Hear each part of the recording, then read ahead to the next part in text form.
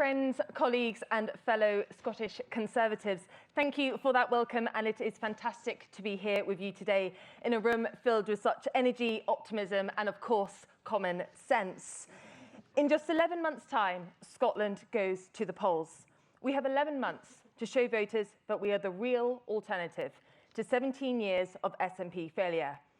11 months to highlight just what a disaster the Westminster Labour government is.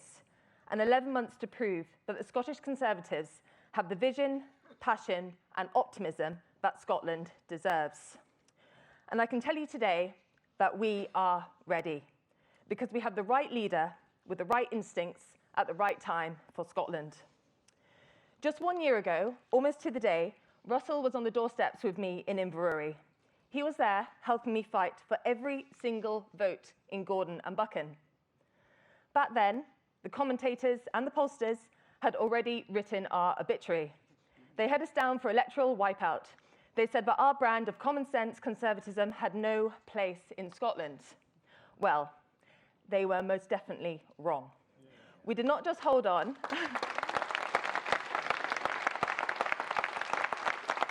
Thank you. We did not just hold on, but I stand here today as proof that we can and do win and can make gains across Scotland.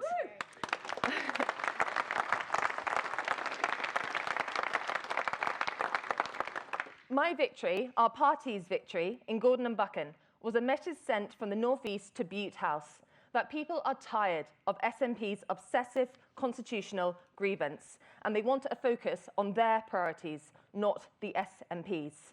And I know, and you know, that the Scottish Conservatives can win in Scotland. And I know that nobody shares that belief more than Russell. He is a fighter, a proud and passionate Conservative, and makes no apology for standing up for his values, our Conservative values. He has the grit to bring the fight to the SNP, to the Labour and to reform. He is for opportunity, not opportunists. And he has the positive vision to lead our party forward. And as we've already heard during conference, Russell had a different career before entering politics.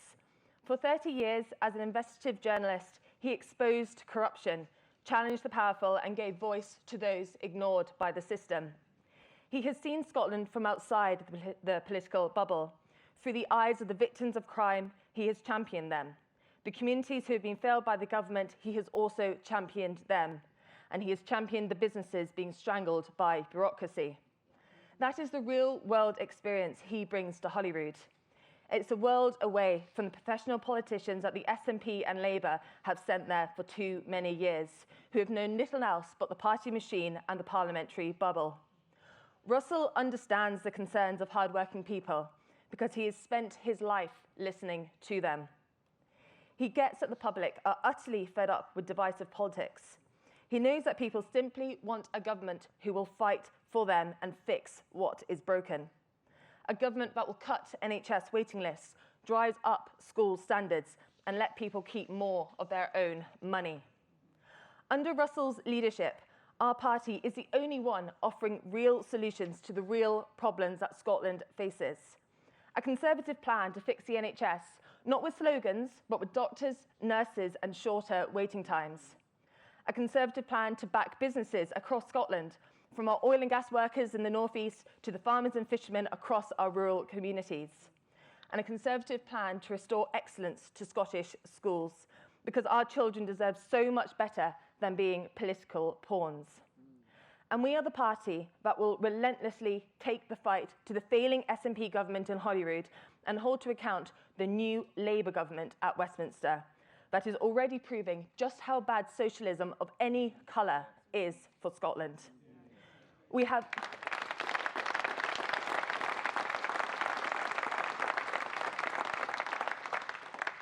11 months to make this case, 11 months to earn trust and 11 months to build momentum. Friends, in Russell Findlay, we have a leader with the integrity, the strength and the vision that our country so desperately needs. He has the drive and the determination to expose SNP failures and to beat them with common sense, Conservative positivity.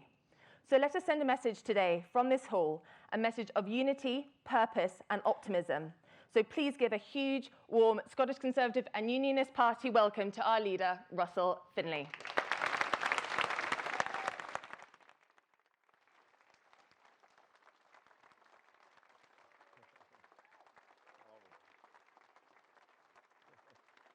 Hi there. Thank you. Thanks for that. Cheers. Thank you. Thank you. Thank you. Thank you.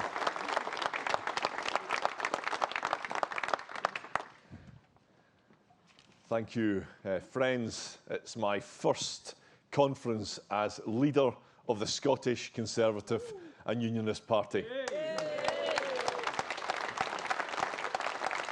And there is one thing in particular I want to say today, and that is thank you. Thanks to all of you, our members, activists and supporters. Thanks to my colleagues at Holyrood, Westminster and in councils across Scotland. Thank you for all the incredible hard work you do for our party. Yeah.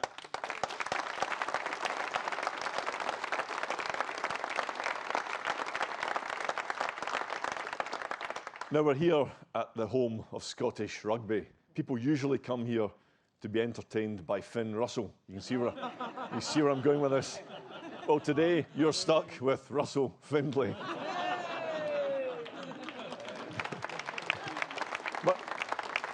Murrayfield has seen some big wins, spirited comebacks and painful defeats that we all want to forget, which is fitting because our party has suffered some hard knocks in recent times.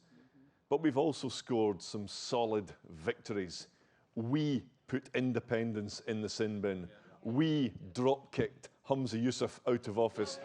We stopped Nicola Sturgeon converting her gender bill into law. And we've watched Keir Starmer try government, but he keeps dropping the ball. That's the rugby puns over. There's a serious point behind them, though, because the rapid rise and fall in political fortunes at home and abroad shows that nothing can be taken for granted. Fortunes change fast, no victory is permanent, and no defeat is final. Pundits want to write off our party, but I'm an optimist. I'm not prepared to accept doom and gloom. And where we are today is not necessarily where we will be tomorrow. By working hard and sticking to our values and holding our nerve, we can and we will turn things around. Because our party has upset the odds before. Going into the 2021 Holyrood election, Nicola Sturgeon was on TV every single day talking about COVID. Everyone predicted the SNP would win a majority, but we stopped them. Yeah.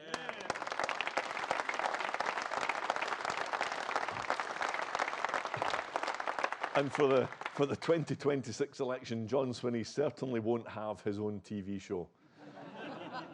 Now, I know fine well that next year will be extremely difficult. We've got a mammoth task to win back public trust. Even earning the right to be heard will take a huge and collective commitment.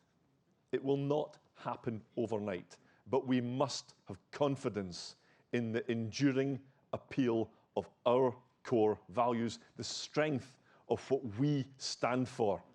We're going up against a nationalist party that is wrecking Scotland and a socialist party that is wrecking Britain. Yeah. The public are crying out for change.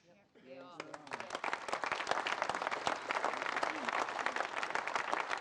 And our belief in a common sense future for Scotland can win people over. We can get our party back on the pitch. And I'm going to share with you my aim for the 2026 election. Now, my plan is simple: put forward a common sense vision for Scotland's future. We will aim to take on and defeat the SNP in more constituencies, not just hold on to what we have, but win more.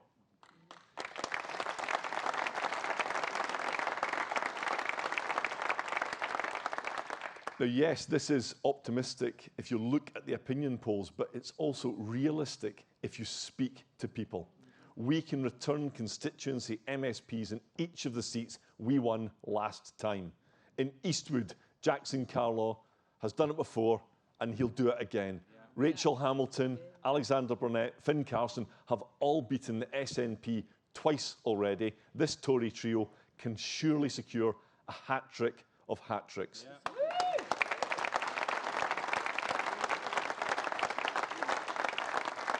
And Craig Hoy can surely continue Oliver Mundell's winning streak in Dumfriesshire.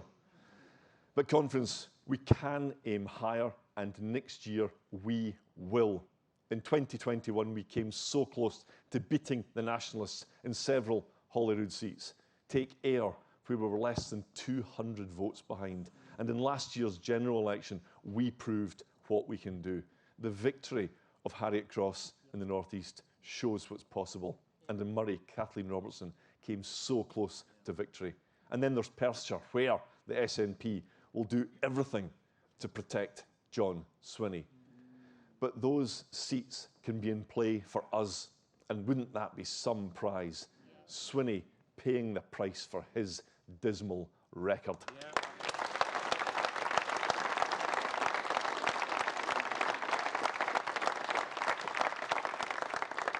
Because John Swinney has been at the centre of every single SNP scandal, from the corrupt Calmac ferry contract to the SQA crisis that failed Scottish pupils, from deleting COVID messages, the Salmond inquiry cover-up, and his lack of integrity over the Edinburgh tram scandal. Honest John's fingerprints are on everything.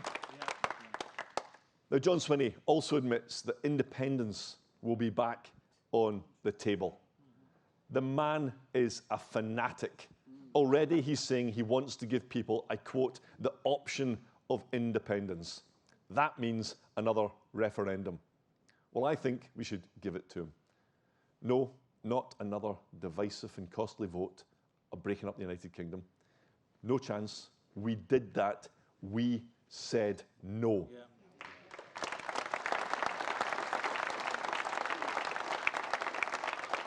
But instead, let's make the Holyrood election a referendum on the SNP's record, a binary choice between the change that Scotland so urgently needs or more of the same from John Swinney, by making the election a choice between a common-sense Conservative future or the divisive nonsense of the SNP.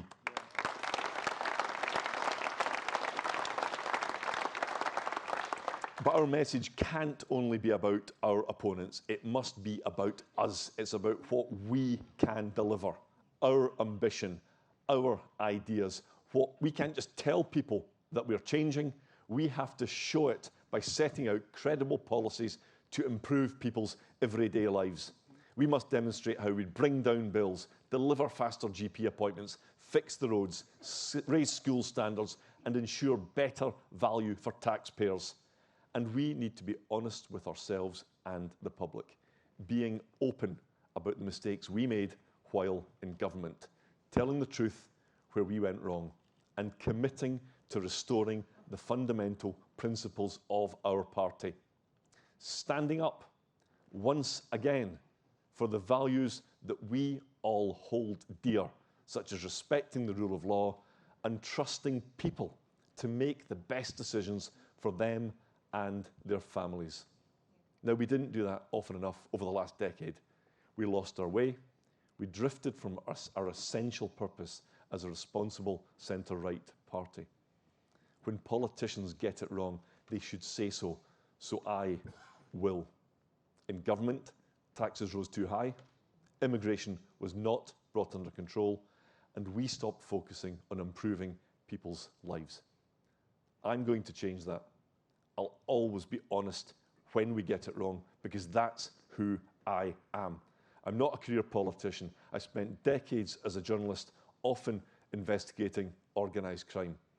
I told it straight, stood up for ordinary people, fought for justice, challenged the powerful. I've demonstrated my resolve. And when I say I'll do something, I'll do it. When people rely on me, I keep my word. When I commit to helping, I give it my all. Thank you.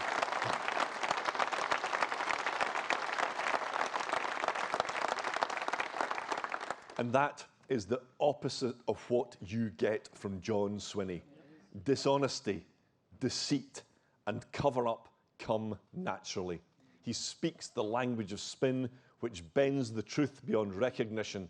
In my 30 outings at First Minister's Questions, 30, I've put 120 questions to John Swinney, and I've yet to get a straight answer. Now, it's said that the problem with socialism is that you eventually run out of other people's money. Well, the problem with nationalism is that you eventually run out of other people to blame.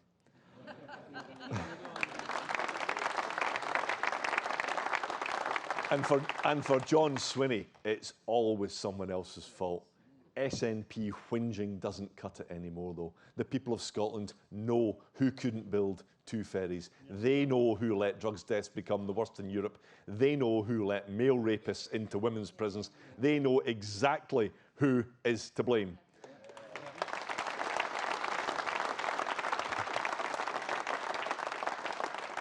And they can see that Sleekit, SNP and John Swinney will never accept any responsibility or accountability. Well, we Conservatives are different. We hold our hands up to our mistakes and commit to learning from them. With refreshing honesty, Kemi Badenoch has been just as open, and that's a sign of her character. We are working closely to renew our party and reconnect with those who have lost trust in us. I get it. We both get it. We knew the scale of the challenges when we were elected a few weeks apart last autumn. We are working around the clock to change. At UK level, Kemi has launched a policy renewal programme, the biggest in a generation. In Scotland, we've established the National Engagement Forum and are enacting the Carlaw Commission's recommendations. We've also got a fantastic new chairman in Alistair Locke and a new treasurer, Malcolm Offord. They understand business far better than any other party at Holyrood. Kemi and I are delivering on the promises we made to you, our members, activists and supporters. But we know that our party is at its best when it looks to what's happening out there, not when it turns inwards. We can never forget that we exist to represent those who share our values. We're not a debating society. We're public servants. We're representatives of the people. Too many MSPs and other parties fail to realise this. Some have become detached from the real world. They would rather be seen as nice people swanning around Holyrood than being strong voices for their communities. Well, I'd rather be awkward and unpopular with the chattering classes.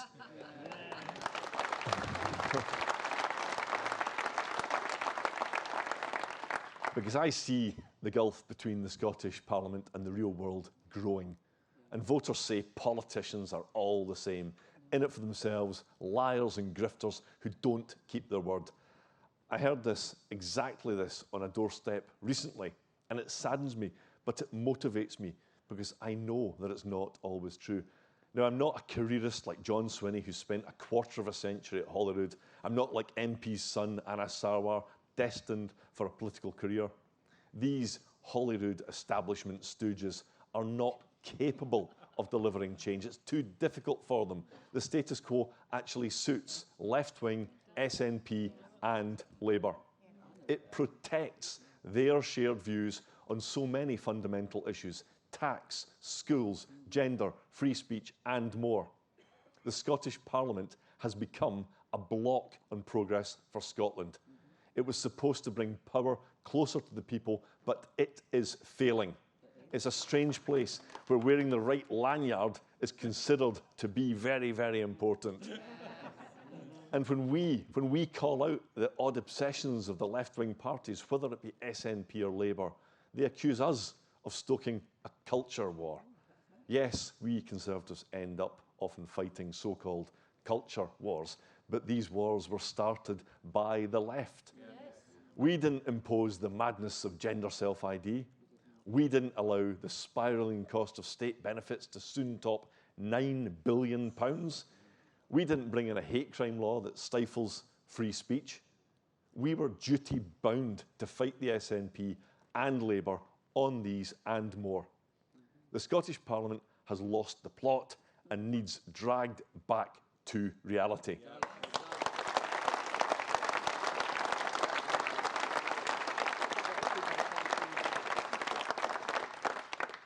And only our party will deliver the change that Scotland needs by saying what needs to be said. Only we will focus on the concerns, hopes and needs of mainstream Scotland. We reject fringe issues. We're the only party with a sensible plan to shake up Scottish politics. Reform pretend they can do it, but all they'll achieve is another 5 years of SNP government. As we saw at the general election, and as every poll shows, Reform increases the chance of the SNP winning. And, you know, shockingly, they seem content with that. And maybe it's because they've got pro-independence candidates to keep happy. Or maybe it's because Nigel Farage says he's not worried about the SNP getting another 5-year term. Well, we are worried about the SNP, Nigel, because we live here.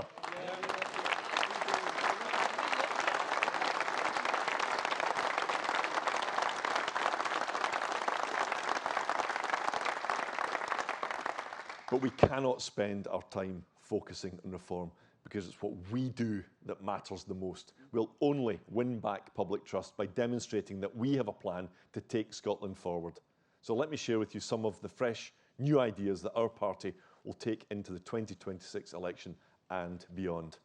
These policies are rooted in what truly matters to people across Scotland who work hard and do the right thing.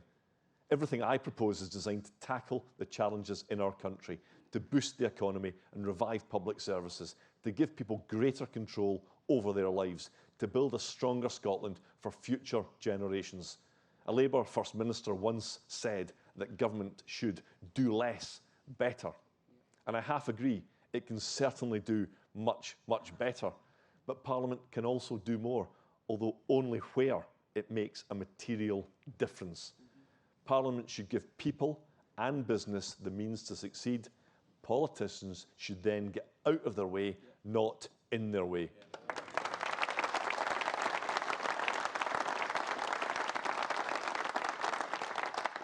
Scots want to keep more cash in their pockets. They want a government that spends their taxes wisely. They want a government to provide help when they become unwell and educates their children to allow them to thrive. What I'm proposing today is a blueprint for a common sense future for Scotland. It starts with a Parliament focused on better value for taxpayers. And that is a demand, not a request of the Scottish public. Because a decade of paying more for declining public services has broken trust. Putting a stop to wasteful spending is at the top of our agenda. We urgently need to streamline bloated government. Improving services means treating people's money with respect. This can unleash talent. But truth be told, SNP and Labour politicians, they're too timid to even try. They tiptoe around issues for fear of upsetting trade unions and all the other vested interests. So they bury their heads in the sand and hope for the best. Well, we are different. Today I can announce that our party would introduce a Taxpayer Savings Act to get the books in order and deliver better value. This proposal would save £650 million by cutting red tape, getting a grip on spending and harnessing business expertise. We would then use that money to bring down people's taxes. And by doing that, we would start to restore trust. We would shut down quangos that don't deliver value. We'd tackle...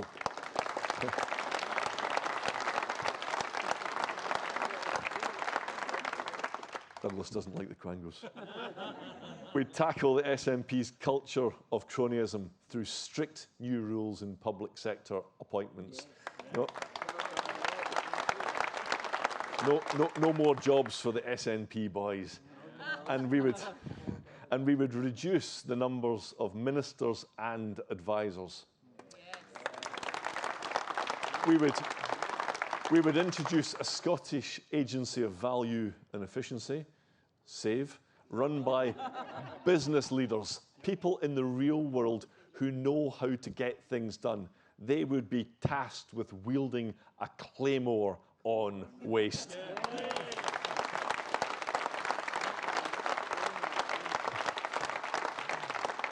We would introduce an accountability and transparency index. Now, this would shine a light on every organisation that receives public money. And we would begin to dismantle the SNP's toxic era of secrecy. We would bring the core civil servants under control by reducing staff levels to where they were 10 years ago.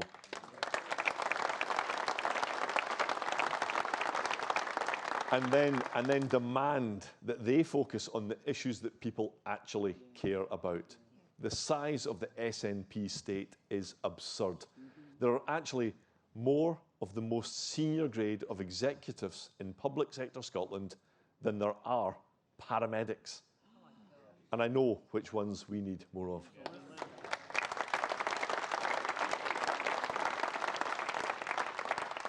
It seems that the only get-rich-quick scheme in Scotland is snaring a first-class ticket on the SNP gravy train. Or perhaps it's a camper van, I'm not so sure. First camper van joke. Nice work if you can get it, but the SNP appears to be buying an obedient client state. But where on earth is the benefit to workers and businesses who fund this through their sky-high taxes? We would review every one of these public sector jobs while enforcing much stricter rules on pay rises. And here's another thing that we would tackle. We would reverse SNP ministers' decision to hand themselves a £20,000 pay rise. No more rewarding failure.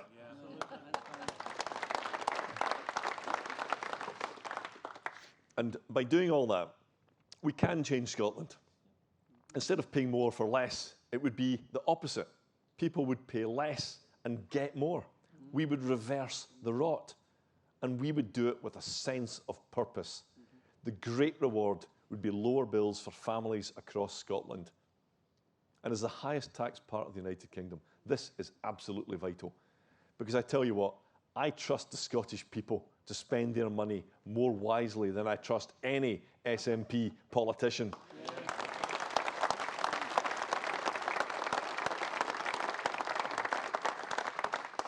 These complete and utter chancellors have already squandered far too much, none more so than John Swinney. When he was SNP leader the first time around, he campaigned to raise income tax. A penny for Scotland, he called it. And since then, he's not just wasted a few pennies, he has wasted untold sums of public money. Hundreds of millions of pounds, in fact, billions. And if John Swinney wins again next year, bills will go up again. It will be more of the same. Every vote for the SNP will be a vote for higher taxes. And the same goes for Anna Sarwar's Labour Party. And Nigel Farage has come up with fantastical spending plans that, quite frankly, would make Jeremy Corbyn blush. But our party is different. We know that tax cuts bring an immediate benefit to household finances, but they also fuel economic growth. They encourage aspiration and help to create more jobs. This in turn raises more revenue in tax. So we all benefit from lower and fairer taxes. And that's why in next year's election, I guarantee that we will stand on a manifesto with funded tax cuts. And we might be the only party to do so at Holyrood. The rest of them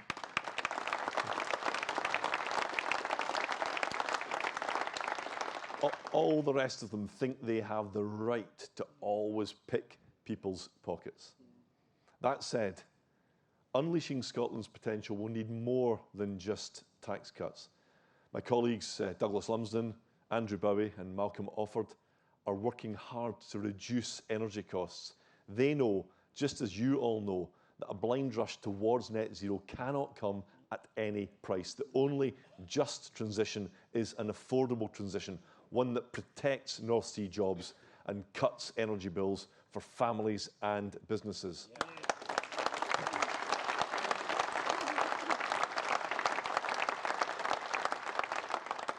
So in a paper we published today, we've set out a range of common sense proposals.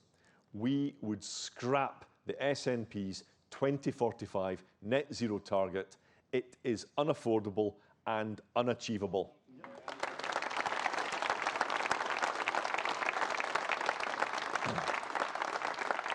We would replace the SNP's Just Transition Fund in favour of an affordable transition fund. So instead of spending money on SNP eco projects, we would use it to protect oil and gas workers' livelihoods.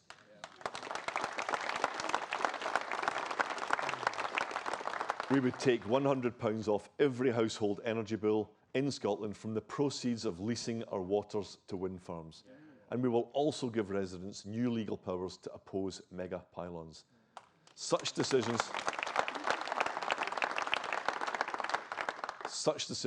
must be made by the people who quite literally have to live with the consequences. And in the net zero debate, there's really nothing more ridiculous than the SNP's opposition to nuclear energy. Green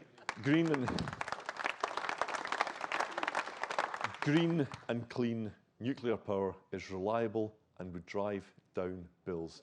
Yet the SNP will sacrifice Scotland's economy because they're in the grip of an ideology rooted in ignorance. SNP politicians actually equate nuclear power with the nuclear deterrent, which they also foolishly oppose.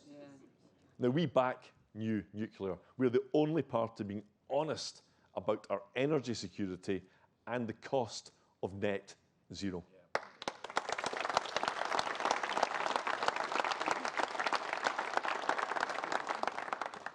And even more urgent than that is the need to fix our public services. Everywhere you look, Scotland is worse off than it was 18 years ago. It's depressing. Potholes scar the roads, bins overflow, and the streets are filthy. The smell of drugs hang heavy in the air. Shops are shuttered. Street gangs cause fear and alarm. Organised crime gangs get away with killing people with their drugs. Rents are sky high. Jobs are scarce. Businesses fight hard just to stay afloat. Our schools, once a source of national pride, are in a miserable state of downward decline. Classroom discipline has collapsed, putting pupils and teachers at risk.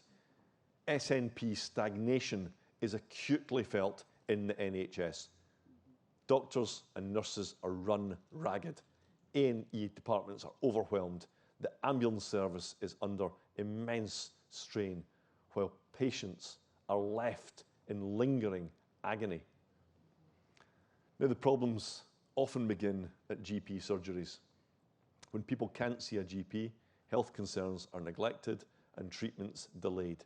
And this causes worse outcomes for patients and even greater cost to taxpayers. The NHS doesn't need endless immigration, which is the SNP's thinking. And I believe the solution can be found here in Scotland. In 2019, a study looked at how many medical graduates in Scotland stayed to work in the NHS. Now, for overseas students, it was 34%, and for Scottish students, it was 80%. It's therefore no surprise that the study recommended increasing the numbers of Scottish students. More places for Scottish students equals more NHS doctors for Scotland.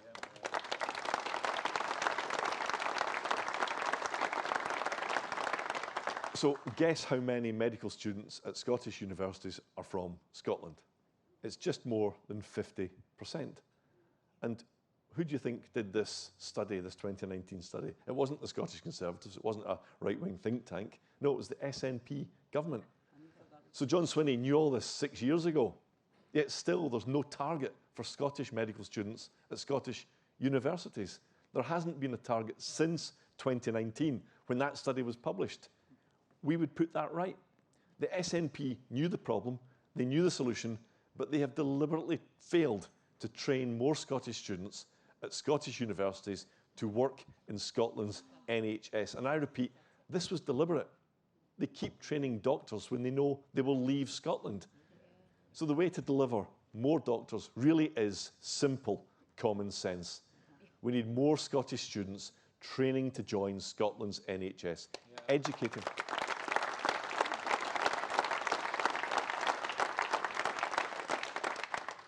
Educating more doctors would be costly in the short term, but would save a fortune in the long run. We also need more conservative common sense in the classroom too. The left-wing grip on our education system must be smashed. It is to the SNP's shame that 1 in 4 11-year-olds in Scotland cannot read, write, or count properly. It's shameful. Far too many of our children are being written off. 1 in 7 leave school without a qualification. And the culture at the top of Scottish education is self-serving. The people who fail our children are protected by SNP politicians who fail our country.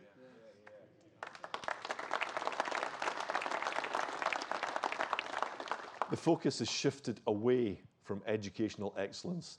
Classroom discipline has also collapsed.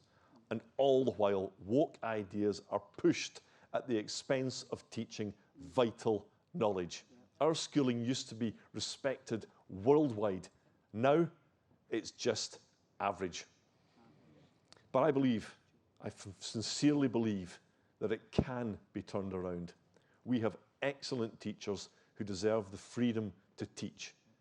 At Berwickshire High School, the then head teacher, Bruce Robertson, achieved great things. And I had the pleasure of meeting him to hear about his work recently. Like many modest people, he doesn't sing his own praises, but I'm very happy to do so, because Mr. Robertson made use of exclusions for bad behaviour.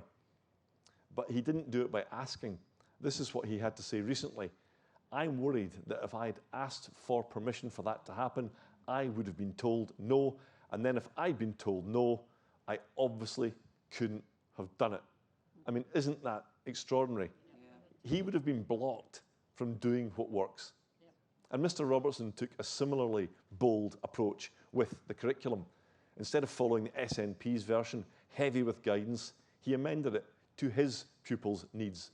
His version was knowledge-based and skills-orientated.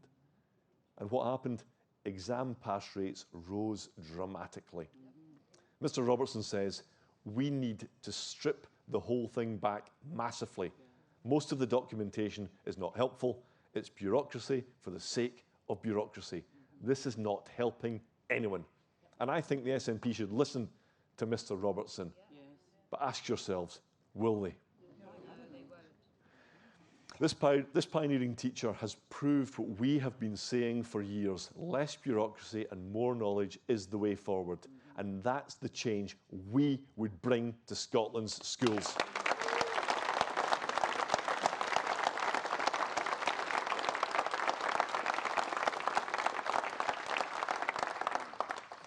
A curriculum that would allow pupils to learn and thrive, and teachers who are free to teach and instill discipline. Because violence in schools has reached truly horrific levels. I've seen sickening videos of boys and girls being set upon by packs of thugs. I've spoken to parents whose children are too scared to return to school. And in most cases, SNP state agencies, both in education and in justice, actually support those who commit these violent acts, while the victims are abandoned. The SNP, Labour and the other Holyrood parties, they think that violent and disruptive pupils should be pandered to. They're told that it's not their fault, and that's because so-called progressive politicians regard the notion of personal responsibility as old-fashioned. And this is so naive. It does not help disruptive pupils. nor those who want to learn in peace and safety. We must now take a firmer approach. Exclusions are not cruel, but sometimes necessary. They allow bad behaviour to be isolated, challenged and fixed. Everyone else is given the peace to learn. And we also must do better for those who turn their back on school and disappear from the system. As one of Scotland's most successful businessmen, Jim McCall is passionate about giving young people the best chance in life. And like Mr. Robertson, he knows what he's talking about. And he put his money where his mouth is, having set up a pioneering junior college in Glasgow. This gave young people who shun school the opportunity to learn practical skills with a solid grounding in numeracy and literacy. It is tragic that Mr. McCall's successful college was shut down, killed off by the SNP's education blob. And Jim McCall knows, he knows, like we know, there are different routes for young people to gain skills and get on in life. I mean, take a look at me. Left school, 3 hires, I think they were Bs. Went on to do a 2-year HND at Napier when it was then a polytechnic. And look, here I am. So,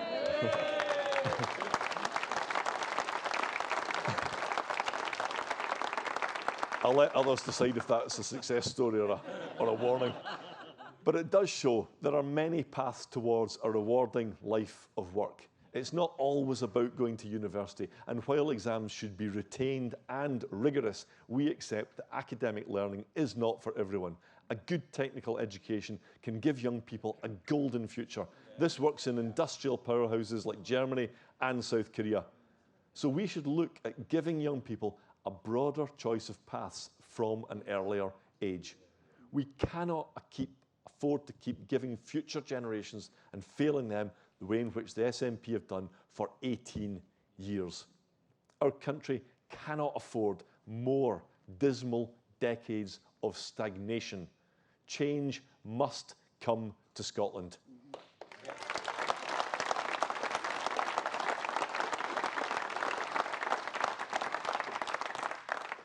Because the left-wing way of the SNP and Labour is taking us in one direction, and that is down. Miserable, managed decline. Apathy and mediocrity are acceptable to the left-wing parties. I embrace, the Scottish Conservatives embrace, aspiration and excellence.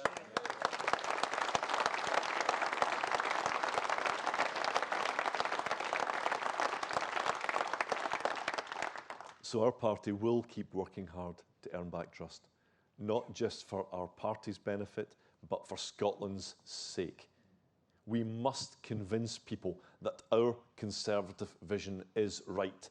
It's the only way to create prosperity in Scotland. Because the alternative is that John Swinney will keep imposing Nicola Sturgeon's damaging agenda, because he believes in everything Nicola Sturgeon did. If John was honest, he would acknowledge that Nicola Sturgeon is still in the driver's seat, and I'll resist the temptation to make another camper van joke at this point. Because John Swinney recently has been disposing of some of the SNP's more unpopular ideas, but he still can't criticise Nicola Sturgeon. He still can't say he was wrong to push her gender self-ID law. He still can't say what a woman is.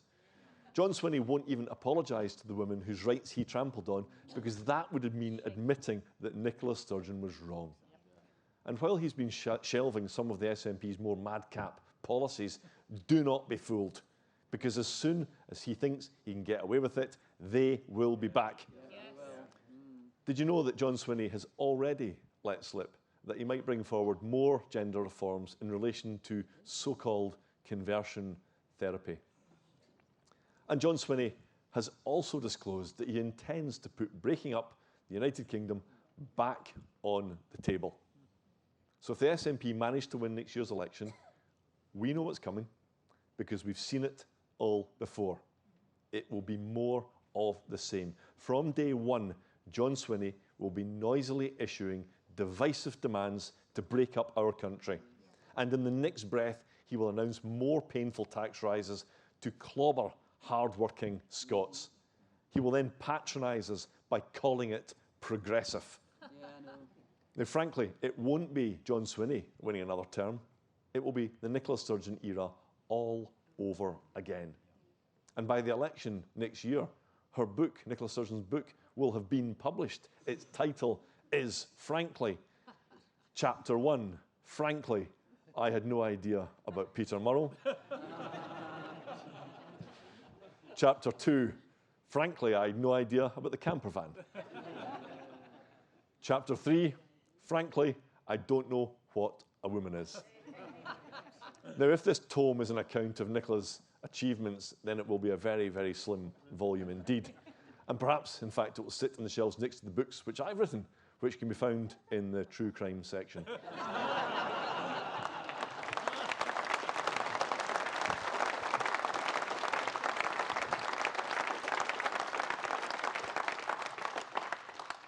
But you know, really, John Swinney is just more of the same. An Amstrad politician in the Apple age. A man who would impoverish Scotland in pursuit of his perverse, lifelong desire to destroy the UK. An SNP politician obsessed with all the wrong priorities. People like him are why voters have lost trust in politics. He's the architect of cynical politics, of division, of dishonesty, of always blaming other people. How can John Swinney unite folk when his entire career has been devoted to dividing them? And the answer is that he can't, because divisive nationalism is in his DNA, just as aspiration and integrity are in our DNA.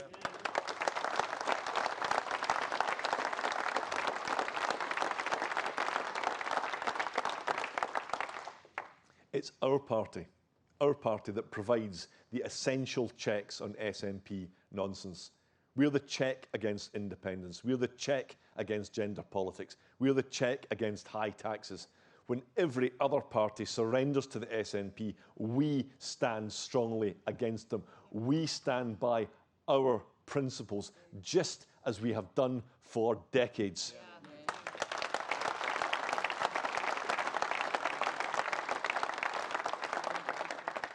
Now, this year marks the 60th anniversary of our party's formation. It was in 1965 when we officially became the Scottish Conservative and Unionist Party, and I think Jackson Carlisle might have been out delivering leaflets back in the day. Now, some think we should have remained simply the Unionist Party, but we are still the Unionist Party, because to be a Unionist is to be a Conservative and vice versa. It means believing in the preservation of what's good and right in our country, but also being pragmatic about what needs to change. It means that we respect traditions and admire our past, but are proudly optimistic about the future. And it means that we achieve more by working together as one dynamic and united country.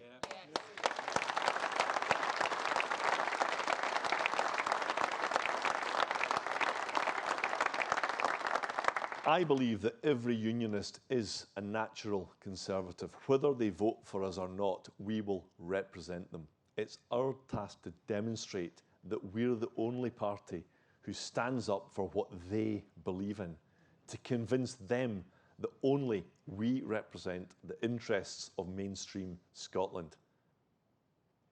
Friends, let me tell you, I'm so proud to lead this party, and I'm so proud of the values that we all share. We want opportunity across Scotland so that everyone can succeed, no matter their background. We support the strivers who want a better Scotland for their families. We celebrate aspiration, hard work, and personal responsibility. Under my leadership, the Scottish Conservative and Unionist Party stands for basic common sense. We're in a fight for our party's future and for Scotland's future. So let's make sure that we give it our all. Thank you, conference. Thank you.